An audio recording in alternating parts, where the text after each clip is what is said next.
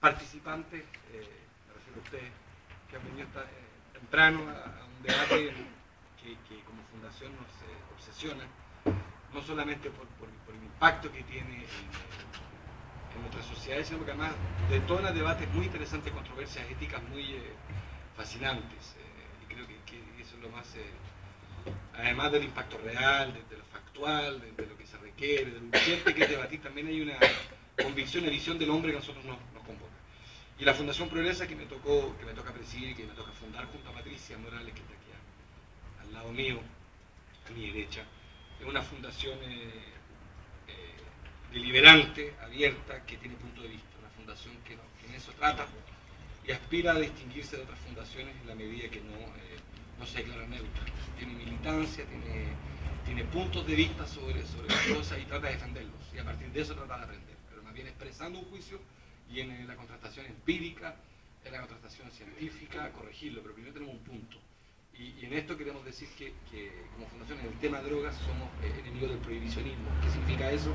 Eso es lo que queremos ir precisando. ¿Qué significa estar contra el prohibicionismo? Un poquito más complejo que lo meramente declarativo. Y por eso es que hemos invitado a 3 panelistas expertos en distintos temas, por de pronto también obsesionados por este tema, que tienen de distintas profesiones, distintas historias, distintas trayectorias, puntos de vista que quisieran contrastar con los nuestros, con los de ustedes. Entonces, a mi izquierda está Lucía Damert, que es realmente sin miembro también del directorio de la Fundación, que es no solamente amiga, sino que es doctora en sociología y experta en seguridad pública. Está Pedro Mendoza, que es abogado de Cáñamo, y que va a ser el segundo en exponer en realidad. Y el primero que va a exponer es Claudio Venegas, psicólogo, coordinador de la revista Cáñamo y Movimental, con el que estuvimos ya no solamente una vez, sino que ya varias veces, durante varios años. A esta altura de una amistad larga, diríamos, son 3-4 años de trabajo, de amistad cívica, pero de encuentro en distintos debates. Para ir partiendo con por lo menos mi posición y que es la que con Patricia hemos trabajado, que hemos desarrollado, que tiene también, se hace cargo de una cierta herencia, también esta fundación desde su inicio parte de un problema. Uno es que somos profundamente rebeldes respecto al pacto de la CEPAL, que consiste en este consenso. Ustedes saben cómo se mide la pobreza en Chile. La pobreza se mide en Chile con una línea de corte de 62.000 pesos. Corrígeme, que ni Lula, ningún jefe de Estado de Sudamérica se atrevió a corregir.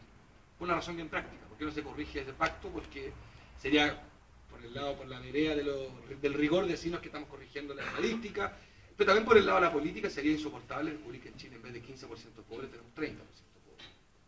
Porque si uno revisa las líneas de corte de 62 lucas, lo que está diciendo es que también es pobre quien gana 70 lucas. Así de brutal. Y como fundación hicimos el ejercicio, corrígeme Patricia, de revisar la línea de corte y la dejamos en 104.000 pesos. Simplemente reajustando los patrones de consumo del 89. O sea, en el año 89 se pactó, María Eugenia, que 62 lucas era la línea de corte. El 89, por ejemplo, Santiago tenía un tamaño, de una extensión. El combustible tenía un valor. No habían habido las 2 guerras del petróleo. Si uno hace simplemente el ejercicio de reajustar los patrones de consumo de los chilenos, no da 62 lucas, da 104 lucas. Y ya no tienes 15% pobres, tienes 30% pobres.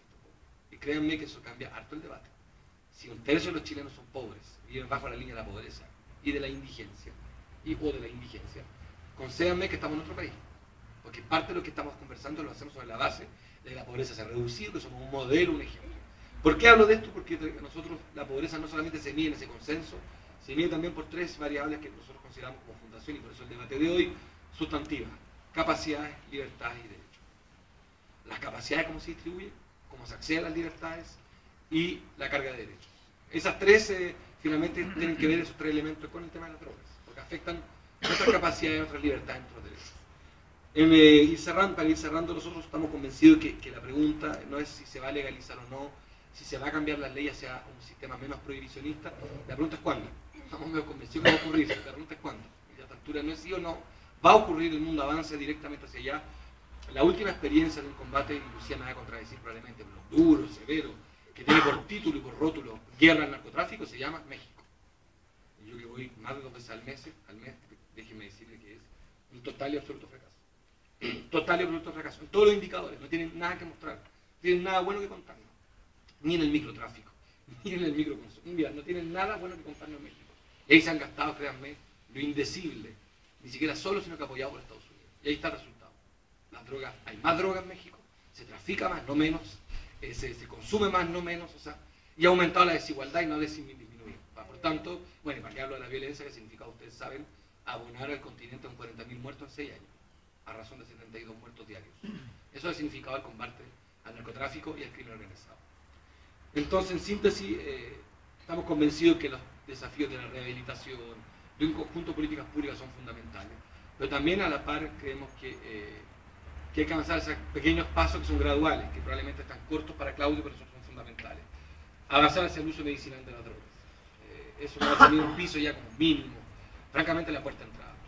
2, en materia regulatoria, la ley 20.000, la Lucía la conoce y usted la conoce mucho mejor que yo, si solamente esta ley se cumpliera, ya estaríamos en otro país. O sea, tengo un problema con los policías y con los fiscales, que en sí mismos interpretan la ley en el fondo según su temperatura psicológica. O sea, interpretan la policía, carabineros y los fiscales según los medios.